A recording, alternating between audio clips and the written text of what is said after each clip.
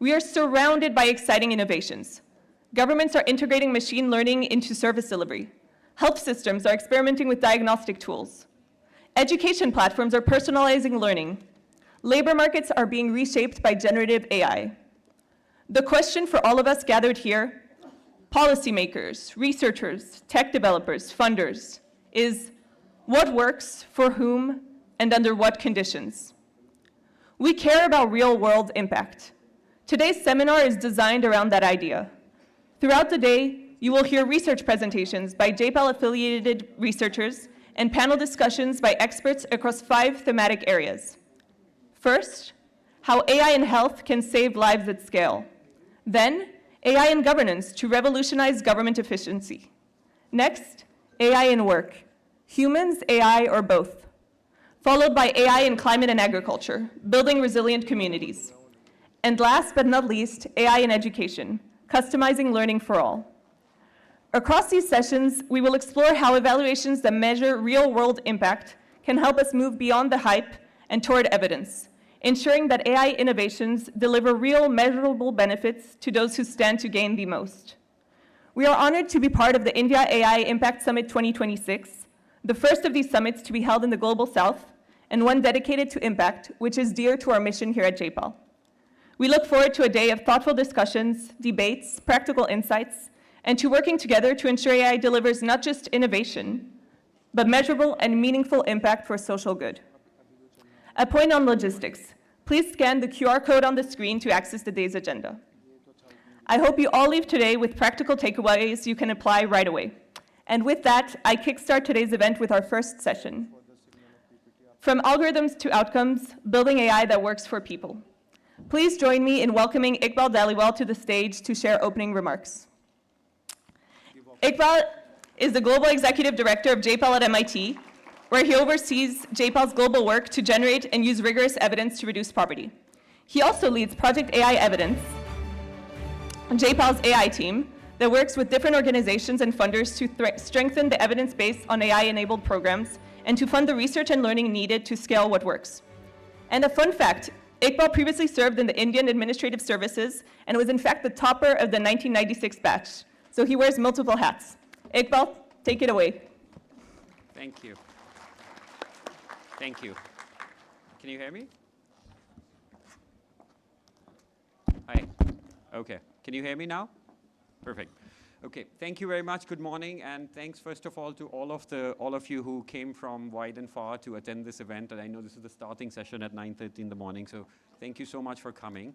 I want to also begin by saying a huge thank you to the Ministry of Electronics and IT and to Secretary Mr. Krishnan for giving us this opportunity to be part of this day's agenda on such an incredible day.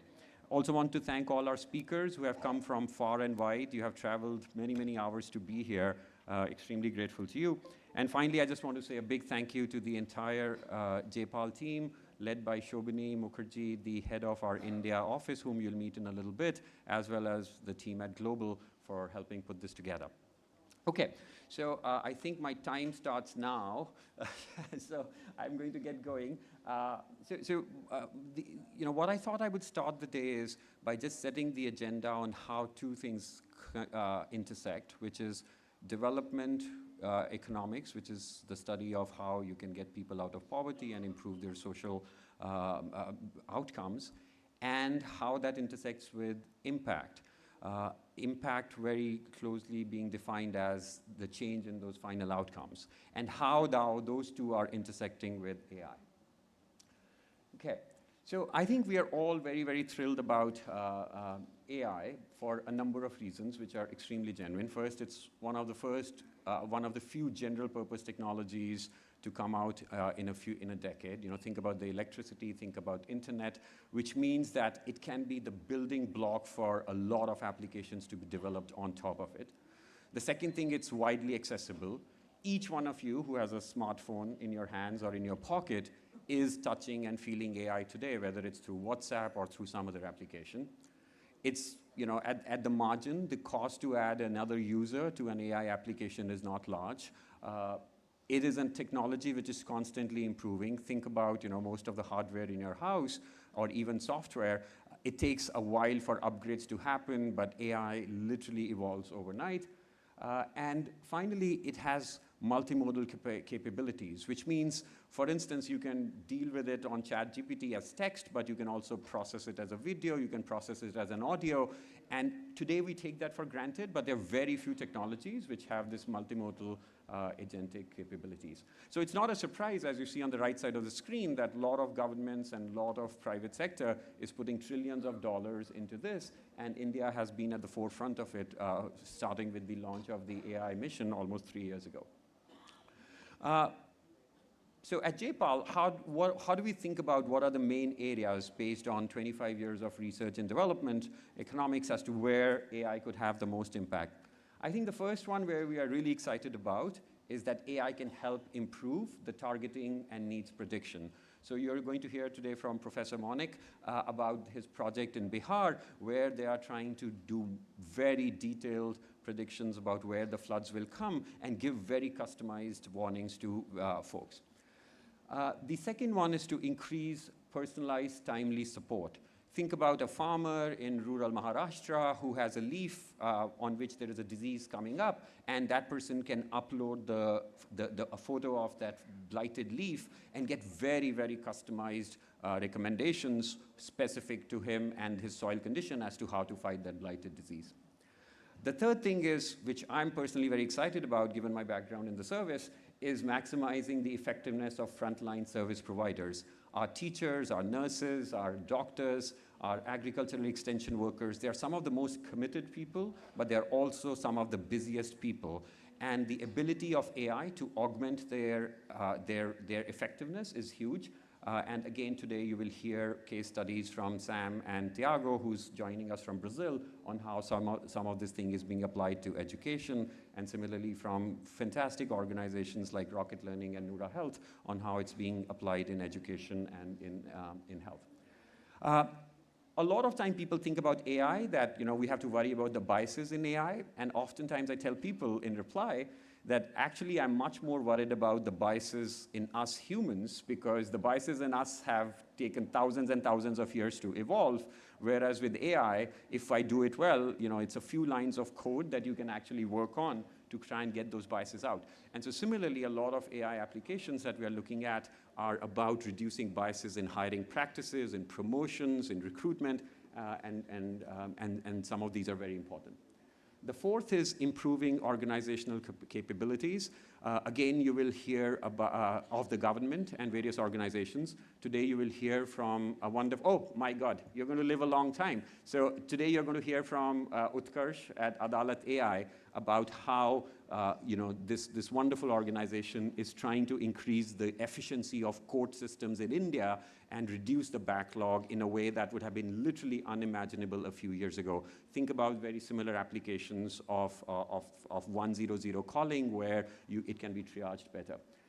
And the final thing which I know the finance secretaries all around the country should be thinking more about is how AI can increase tax mobilization, but more importantly, how AI can make the tax system more progressive. So at some point, in my study, I'll tell you about a study from Senegal which tried to do exactly that. So kind of those are the six areas where we feel, at least 6 areas where AI can have a big role. But I also want to sound a little bit of a word of caution. If you've stayed long enough in development economics, you've seen a lot of these fads, a lot of these silver bullets arise. So one of these that a decade plus ago came was this one laptop per child. A sense that, if you give this one laptop, it increases educational achievements, it increases socialization, and by the way, the kids can also help their parents enroll in government programs. So the news was just full about, one laptop per child, how it's going to be a big solution. And then you fast forward a few years ago, and the exact same newspapers and magazines and journals started changing the tune, and it started saying, well, actually, you know what? After all this investment, this didn't really work. In fact, there are books written that you can download on Amazon on how this one laptop per child failed. And if you think that this is just a fad that happened somewhere abroad, it's not true. Think about, I pulled this from the Indian Express. These are 1 year apart. If you read on the left side, it talks about Uttar Pradesh launching a free laptop scheme for children. You may not be able to read the dates at the bottom. The date on the left is March 2013. And then June 2014, the free laptop per child scheme is shut down. So I think, like the contrast here basically tells you the story that I just want to caution you about, which is that unless we know a technology works in the lab but also works in the field, how it intersects with the field and what is going to be the final outcome, we should not get too carried away by these silver bullets or one application at a time, despite how promising they might look. And this is exactly where JPAL comes in. We were a center which was founded 25 years ago at MIT's economics department by Nobel laureates Abhijit Banerjee, Esther Duflo, and Michael Kremer was one of our original affiliates. He's the third Nobel laureate who you'll be hearing about from in a couple of minutes. And we have done these randomized evaluations which try to get at the causality or try to get at what is the true impact of these technologies, these programs in the field and across multiple sectors. And I think it's really, really important to do that. The other thing that is really important to do in this, as we roll out AI or other application, is to build a coalition and not try to do it alone. It can be a coalition of researchers. So you see some of the professors on the left side who have done a lot of this research, who are doing a lot of research on AI. In the middle, you see the implementing partners. These are governments, but these are also NGOs and social enterprises who are at the cusp of it. And then the final thing is donors who are really looking to try and understand what is the true impact of all the programs and policies that they're funding. And if you do this well, then you can actually have massive impact this slide is just showing the number of programs which have been evaluated using rigorous evidence and scaled up. Just want to end up by just saying, what are the three things that we want to look at as we are rolling out the evaluation? I think the first thing, and this is going to be the theme of all the sessions, so I just wanted to put it out there that as you listen to the remaining 5 sessions of the day today, please keep thinking about what is the true impact of this particular AI application, who benefits. Sometimes the average effects can be very large, but are the best students in the class benefiting the most from AI, or is it the worst performing students in the class who are benefiting? Because if it's the best performing students who are benefiting from AI, that's great, but that is not why you're investing in that program. You are investing to lift the average. And the third thing is, how does this technology intersect with the existing systems and processes? Because the technology has to intersect with public policy and financial constraints and so forth. So you are going to hear today from a star cast of people who have come from all over the world. These are tech companies. We have folks from Anthropic and Google and Meta here. We have folks from the donor agencies, including Gates Foundation, Community Jameel, who are going to be speaking to us. And we have researchers as well, and also government partners, including Mr. Krishnan and Mr. Abhishek Singh. So thank you very much for coming, and look forward to a very exciting day. Thank you. Thank you very much, Iqbal. It is now my pleasure to introduce Professor Michael Kremer to share some remarks. Michael Kremer is a professor at the University of Chicago and the director of the Development Innovation Lab. Michael's research is increasingly focused on the application of AI to improve development outcomes, particularly in education and agriculture, as a co-director of the Human-Centered Weather Forecasts Initiative. And a fun fact, Michael is a 2019 Nobel laureate in economic sciences with JPAL co-founders Abhijit Banerjee and Esther Duflo for their experimental approach to alleviating global poverty.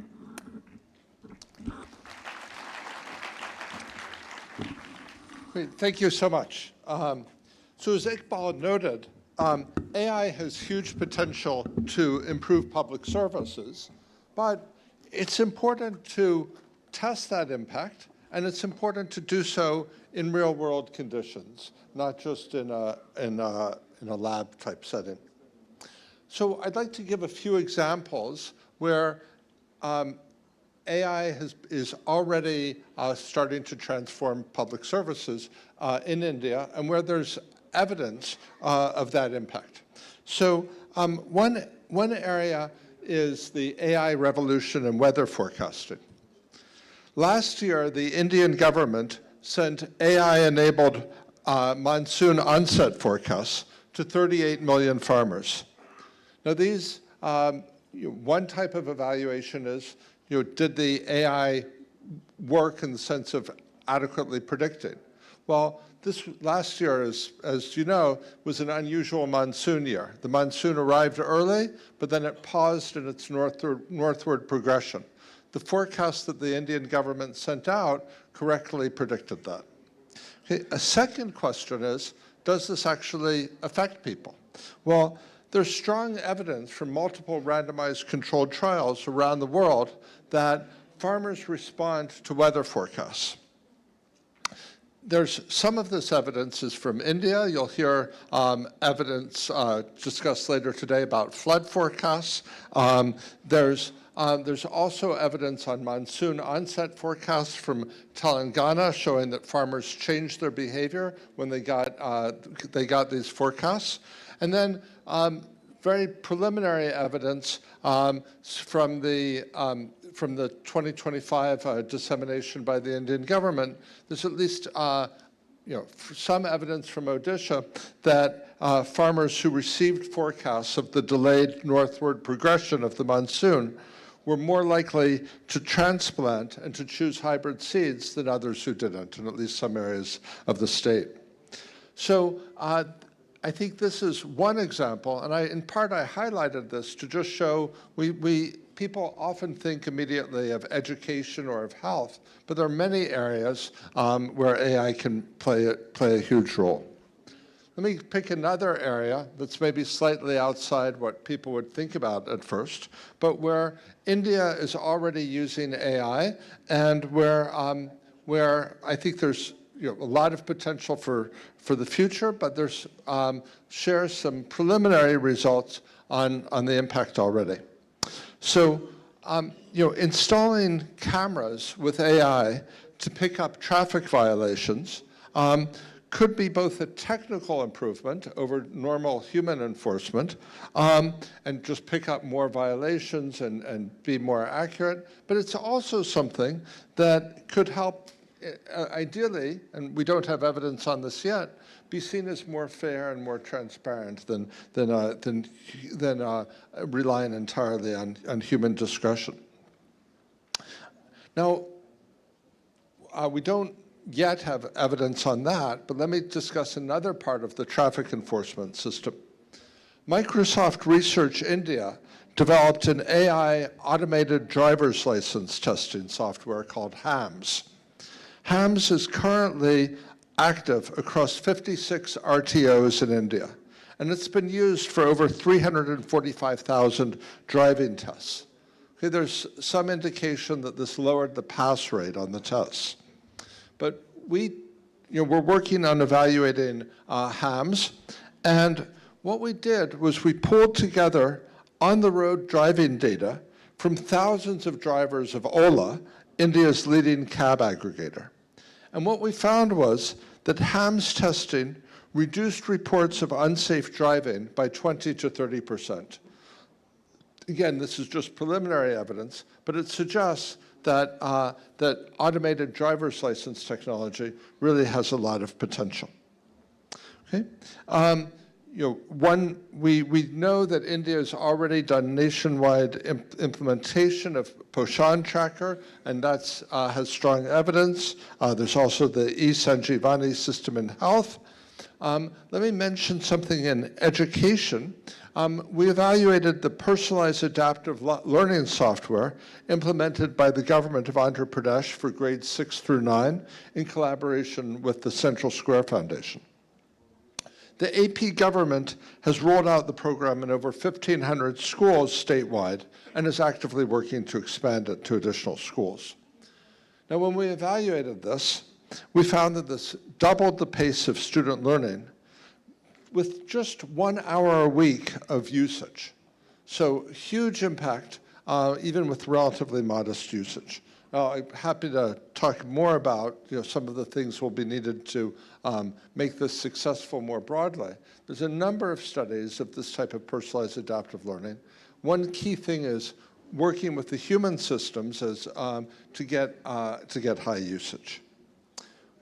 In general, I've noted I focused on examples where there's been evaluation and success has been found. But I do want to note some areas where steps will need to be taken. First, a lot of the applications of AI to government services are things, there's going to be strong commercial incentives to invest in AI for many private sector applications. Improving government services, that's not a market that's quite as lucrative. So thinking about how to incentivize that, and that could be philanthropy, that could be government, that could be government procurement systems, is going to be important. The second issue is finding ways to encourage utilization in the public sector. If we think about the private sector, often with technology, incumbents have a hard time adopting new technology. And you get new firms entering that are digital native or AI native. That's a little bit difficult in government because there's not that natural competition. One thing, so I think really thinking about how are you going to facilitate that process of adaptation.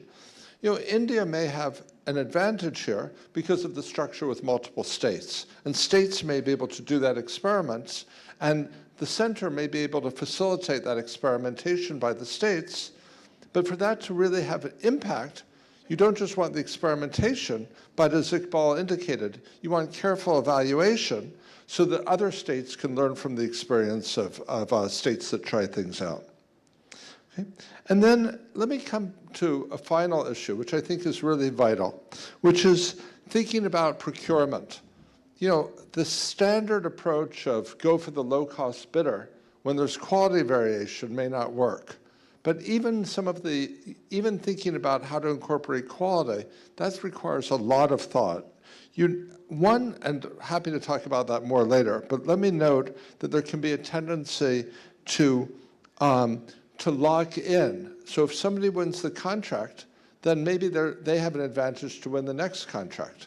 Well, how do you avoid that if you're the government?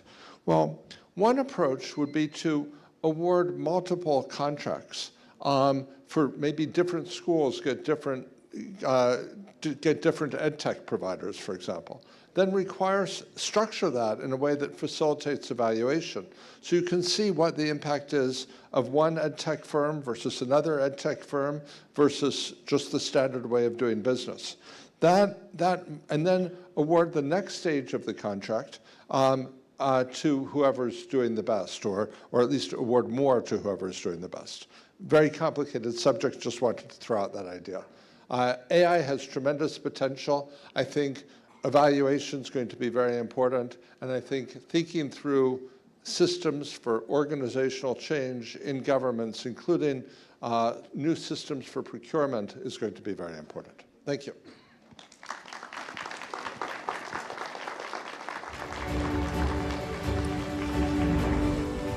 Thank you very much, Michael.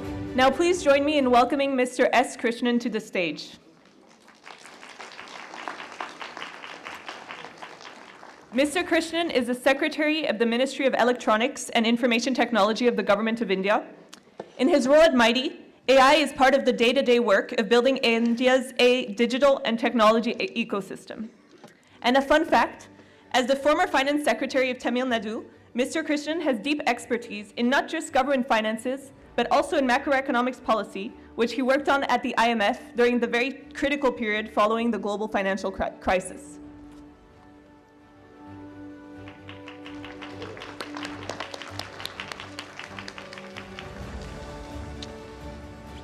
Good morning to all of you, and let me at the outset welcome you all to Delhi and to Bharat Mandapam, to the India AI Impact Summit, which we are hosting here. Thank you all for coming out all this way and joining us here and making this truly an energetic and significant event of the way that the impact of AI is being looked at globally and what is it that we can do in this space as time goes by. I was struck by what Iqbal had to say when he started off in his speech about hype cycles around technology and hype cycles about possible silver bullets and solutions. And I was just reflecting that very similarly, about, say, 15 years ago, people thought financial engineering will solve every problem in the world, or possibly about 20 years ago. And there was so much going on about financial engineering until all of that came to a crash with the global financial crisis of 2007 and 8, and which one had an occasion to witness at fairly close quarters in the IMF those days. So sometimes you do get caught in this idea that are we on the right track, and are we doing what we need to do, and are we spending the right amounts of money on the right kinds of things? And that is where I think impact and impact evaluation is something that you need to work on a consistent basis. And that's also clearly where the kind of work that JPAL does and the kind of work that academics and other skeptics do to make sure that we are kept on the straight and the narrow in terms of what we are attempting to do is important.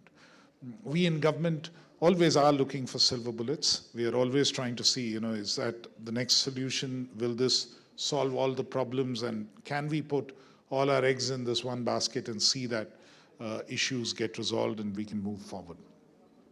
We've attempted, to the extent possible, that in the Indian context, to be as deliberate and as flexible as possible in the way that we have designed the India AI mission to make sure that we are able to take approaches which can work. I was also struck by what Dr. Michael Kremer had to say about government procurement and how we can experiment with it. In some ways, the experimentation on how we are trying to make available AI compute for use by researchers, innovators, small and medium enterprises and students is something that we have attempted to build around this model of trying to have a number of people who make their offerings, try to put them all on a sort of a common platform, see what works, see how we can deepen that engagement. So something we seem to have got a little right, and it might be useful to look at how exactly that has worked. I can't say that it is a complete success or every aspect of it already works wonderfully, but it is something, fortunately, we have left space to correct with repeats. The reason I highlight this is that oftentimes, for countries like India and for countries in the global south, you need to think through solutions in such a way that it works in a given context. And that is precisely what we are attempting to do under the India AI mission. First, with making the compute available. Second, with a deliberate choice on, we thought deeply on whether we need to build a model for ourselves or whether we need to just work with existing open source models with some adaptation. Eventually, I think the call came around to we should try to focus on building some models, but be also focused that we don't waste too much resources on that. One or two large language models, but many of the others, foundational models, small language models, multimodal models, working in different parts of what needs to happen, whether it's visual models, quantitative models, different kinds, mathematical models, and so on, to make sure that we are able to cater to the different kinds of needs and actually to solve real-world issues. The other part of it, of course, is data. And data has always been a challenge, and how effectively we use data is one of the key things. And I think both Iqbal and I think somewhere in the audience we have Aparna Krishnan, and from my old work with JPAL many years ago, I think I can at least lay claim that we got you working on general data beyond RCTs. So in a sense that the idea of we set up a data analytics cell at some point with the idea of looking at administrative data to see what insights it could yield. In some ways, what we are doing with the AI Kosh today of making available these data sets on a more wide basis is half the battle won, Aparna, because those days it would be very difficult to actually break through government silos and get people to share data. We're moving up that value chain. It's taken more than 10 or 15 years, but I think we'll get there. This is important, and in some ways, when the Prime Minister today emphasizes the need to break silos and share data more widely across, the message on this data has gone home. At the same time, protecting privacy and making sure that people are able to use the data on an anonymized basis is also something technology has enabled. And therefore, today we are in a position and we are in a situation where we can look at ways in which we can make data available for more people to use, researchers to use and others to use. In our early partnership with JPAL, the whole thing was about how we write our data sharing arrangements and data sharing memoranda of understanding. So that became an important part of what we did. So data, models, and compute. We provide all that, but all of that we provide for one and only one reason, which is to have applications with impact. And I think this entire summit is all about the kind of impactful applications we can create using AI. And whether we work, whether this whole thing will succeed, whether we will overcome the hype cycle, depends fundamentally on whether we have the right kind of solutions and the right kind of applications. And this is, in a sense, also about let 1,000 ideas bloom, let many, many ideas come up, and see which ones actually bubble up to the top as being competitive. If you walk through the expo, and I invite all of you to do it, today it's fully open, and you'd see probably about 600 plus startups, and in many of the other larger booths and stalls of big companies as well, many startups being showcased, and you can see a wide range of applications in healthcare, in agriculture, in education, in manufacturing, and across the board in different real-world sectors where people are attempting to use AI. And I think that is where the significant difference and the significant impact is going to be made in terms of having AI actually work. In the first slide that Iqbal presented, there was a point about productivity and how productivity can actually go up with AI, and that's really the promise. I think there are so many areas, and particularly in the governance space, where productivity is probably the key challenge. Many countries, many governments, many states, even in India, will not be able to afford the number of people we actually need to perform every function that we require. We are never going to have as many teachers as we want. We are never going to have as many doctors as we want. We are never going to have as many nurses as we want, as many policemen, as many judges. If we can actually enhance their productivity, not only is there a possibility that the quality of services will improve significantly, but there's a possibility that we would be able to provide the kind of services that would truly delight, something that we did not think was possible before, but we can do today. And that is the kind of tantalizing possibility that AI opens up for us. How much and how effectively we are able to do it, and whether we watch our backs while we are doing it, is, I think, what all of this is about, to make sure that we're not just spending government money or public money on a series of experiments which don't work, but making sure that we pick the ones that work and scale them up. And that's the opportunity that we need to create. That's part of the intent of this particular summit, and which is why I think this particular session and this particular series of sessions by JPAL are so important to and so central to what this summit is attempting to do. And we truly look forward to finally see a summation of the kind of work that is being showcased here, and what suggestions and solutions and possible, even if not solutions, at least suggestions and recommendations for further work that we can do in the days to come. I think that's what is going to reflect. Thank you very much once again for all of you to come out here and participate so enthusiastically in the AI Summit.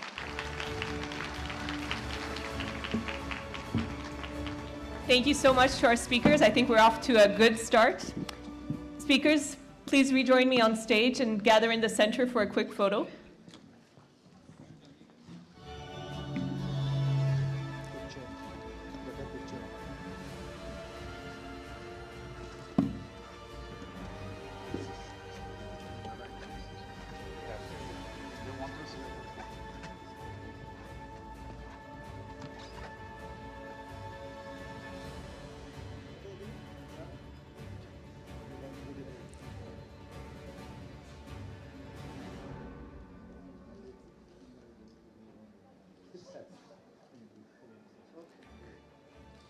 Thank you very much. We'll now move into a fireside chat to bring these perspectives together. Hi. So thank you very much, Mr. Krishnan and Professor Kremer, for that really enlightening talk. Can I just begin by acknowledging one thing which many people may not notice? I think, like there might be some people complaining how long it takes to get in and how much security was there and the lines were too long. But as a former civil servant who has seen a series of conferences happen in India, and the rest of the world, these are generally a very closed affair. Like 30 people gather together to speak, maybe you get 40 people in the audience, and then the deliberations come out. I think I really want to commend Government of India for democratizing this event. It is really remarkable to see people here, not just from Delhi, but people here from all parts of the world. And I was telling my team here yesterday, there were like these 20-year-old kids who were presenting all of these sessions here. And even if 10% of these people end up adopting AI for productive purposes and achieving what you have done, this conference is a success. The rest of us are just the show. All of you in the audience are actually the real actors. So really, really thank you. So whenever you're being inconvenienced for the next 3 days coming in, just remember that. Okay, so let me begin, Secretary Krishnan, by asking you the question that you talked about, which is state capacity. I think we're talking a lot about the center and the funding that is being provided. Michael also alluded to the fact that states can be a powerhouse for evaluations. So as, like wearing your old hat as the finance secretary of Tamil Nadu and now as the mighty secretary, what would be your suggestions as to how should states be looking at these multitudes of applications that are being thrown at them? How do they decide what to do, where to invest in, how to choose, where to even begin? Because sometimes it can be overwhelming. No, absolutely. I think it's not easy to pick. Even I can't walk down this corridor without being accosted by some young entrepreneur who says, I have this startup and I have this wonderful solution, you must try it. So there's a lot of enthusiasm, there are a lot of people who want to try things and genuinely want to try them. But to pick the right one is always going to be a challenge. So I think one of the things that needs to be inbuilt, and we are attempting to do that through the centers of excellence. We are trying to fund about 54 of them on AI across the country in every state. The idea partly is to enable states to understand how they want to move forward in this particular path. How do you evaluate what would work, allow a few of them to come up, but then figure out what is the bit that works the best. So I would honestly think, and in AI for Impact, what we are looking at is also a large number of people. It's not like a regular startup which is going to make huge money and therefore you can trust a venture capitalist to pick one of the good ideas. Probably we need some kind of social equity capitalism to kind of find a way that some of these solutions are picked, and then the government as a co-financier or a co-investor who steps in and tries to support some of the ideas that have really worked. That would probably be a model which can actually work in a situation like this, because at the one hand, you don't want to dampen the spirit of all those who want to contribute. At the same time, you can't support everybody. You can support them up to a point with a grant, up to a point with the possibility of scaling up. If it really works and there is an independent assessment of it and somebody is willing to put their money where their mouth is, then we take it forward. Great. Michael, you talked about the importance of doing evaluations. One of the questions that, when we talk to our partners in tech companies, when we talk to the social enterprises and the nonprofits in this room is, they're saying, like, look, you want us to do an evaluation takes time to do. And the underlying technology is changing so fast. Like, the LLMs are changing, the AI is changing, the agentic capabilities are changing. What's the point of doing this evaluation? Because by the time this finishes and the results come, this will all be in the rear view mirror and this will not be relevant to me. So how would you respond to that question? So let me pick up on something that Secretary Krishnan said. Well, first I'll pick up on what you just said and then refer back to your talk. So, and this is answering the previous question a bit, you pointed out the importance of having some process for judging the multitude of applications and ideas that are out there. One structure that I think can be very useful for that, this is something that was done in Development Innovation Ventures, which I helped start in the United States. It was part of the government, but now we've launched independently, is is having a multi-phase process. So small grants for piloting new ideas, somewhat larger grants for rigorously testing them, and then somewhat larger grants for transitioning those to scale. And that type of an approach can provide evidence to state governments and others who are thinking about what they want to adopt, and also help get some of these started when the commercial venture capitalists might not be there. Now let me answer Iqbal's question by referring back to an example that the government of India is doing. So one, I mentioned earlier the work that we've done in evaluating Andhra Pradesh program. And I talked about the success of that, but let me note a complication of that as well, and then I'll talk about what Niti Aayog did to address this.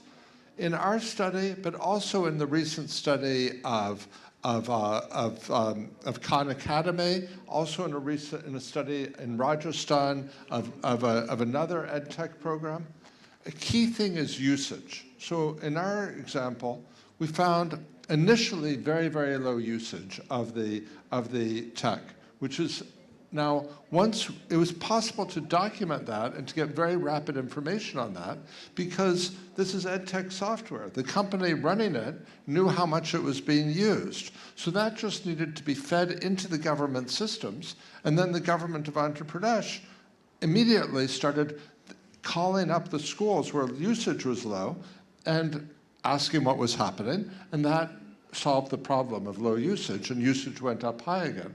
But some system for doing that, in this case, you could get very rapid feedback. So building in the procurement system, something saying, look, the data on basic things like usage, plus data on outcome variables, should be supplied to the government, and there should be, and possibly be, rapid testing of things that affect short-run variables. A/B tests can be very, very valuable. But let me talk about something maybe more fundamental that the government of India did with Niti Aayog. So they experimented with a different type of procurement contract and payment system that was actually pay for performance, where they paid the ed tech companies based on the learning gains. Now, there are lots of tricky issues. I don't want to claim that's simple. But what it does do is it gives the companies incentives not just to develop a good product, but continually improve that product and make it better and better, and be creative about it and figure out where things are not going wrong, not just on the software, but on the utilization of that software by teachers, et cetera, and fix it because they want to get that payment, and that's what their payment is linked to. So pay for performance may be one way to address this. Great. Thanks, Michael. Let me tell you, just to add to Michael's point, I think it's very important to know that what takes time in an evaluation is not necessarily the evaluation, but your theory of change as to how long does it take to make a difference in the outcome. And that has not changed, right? Like whether it is AI, whether it is teacher training, whether it is one laptop per child, if it is going to take 6 to 9 months to increase the learning outcomes of children, that cycle cannot be accelerated. So that, I think, is the first point. The second point is that the technology and the data stack on which a lot of this is built allows us to actually speed up the time of the evaluation. A lot of the evaluation time was sending people to homes, collecting data, paper forms, digitizing it, making sure it's all correct. Now, because a lot of this data is digital, things can be faster. And then the final thing I will say is that impact evaluations, if they're done well, they're not just telling you whether this particular AI application worked or not. It is telling you why something worked. How did the technology intersect with our lives? How did they intersect with human behavior? How did it change trust in technology? How did it change the policies and the programs, which are the ecosystem? And so that value and that is never going to be replaced. Okay, we only have time for one more question, so I'm going to put this to Secretary Krishnan. You are in seminal times, right? Like most IAS officers dream of a posting in which, they are able to make a little bit of a difference. 3 years ago, you came over and took over as the Secretary of MIT. I think that was just about the time when ChatGPT was coming out, or it came out a little after that. And let me just say it simply, your life has never been the same again. You've overseen the emergence of India, both in terms of the data centers and the LLMs, but also the applications. You've seen many things which have succeeded, some things that have failed. What is it that you're most excited about? What are the things that you are worried about? And most importantly, other low and middle income countries which are behind India in terms of these abilities, what is the message that you would give to folks in Africa, in Southeast Asia, in Latin America, as to what should they keep in mind? So 3 loaded questions. What you're most optimistic about, what you're worried about, and 1 key lesson for other LMICs. I think what I'm most optimistic about is that the adoption by people of technology is in a way that actually makes it work for them. Of course, there are some downsides and negatives and, all the cybercrime, misrepresentation kind of stuff people talk about. But I think the balance is to the positive, and people will tend to adopt technology in a way that it actually works for them. You have to make it available, you have to make it accessible. And then the key challenge for countries like India and countries of the global south is how do you improve access to technology that people can effectively use, and how do you work around it? So I think in a number of ways, and not just in the last 3 years, but even before that, India has succeeded in doing that through a series of measures, access to devices, instruments, the way that we've reached out through the internet to more than 1 billion plus users, fundamentally through handheld mobile phones and so on, instead of conventional ways of doing it. All of those have meant that the access issue has been resolved to some extent. The technology keeps moving up the value chain, and we need to keep pace with that. And to keep pace with that, we have to find frugal ways of innovating. And I think that's partly something we are trying through the India AI mission. And that's something which I think as a model could work for the rest of the world as well, particularly in the global south. And through the UN and through various other bodies, including with the World Bank and others, we do have discussions going on how we can make this model work for other countries in the global south. Fantastic. Please join me in thanking our wonderful panelists. Thank you.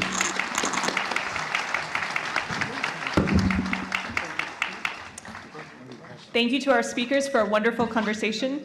Please join me in one more round of applause for our speakers.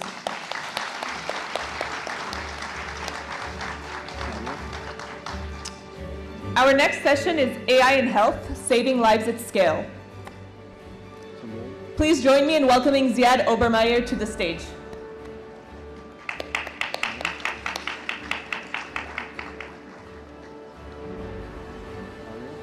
Slide over डालूं?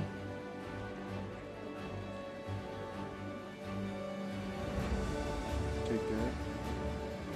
Please exit from the right side of the stage.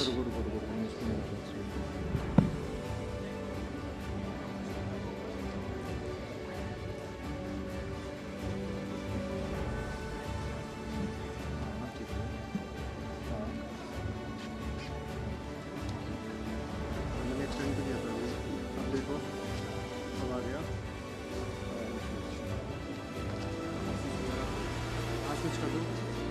ये तो है.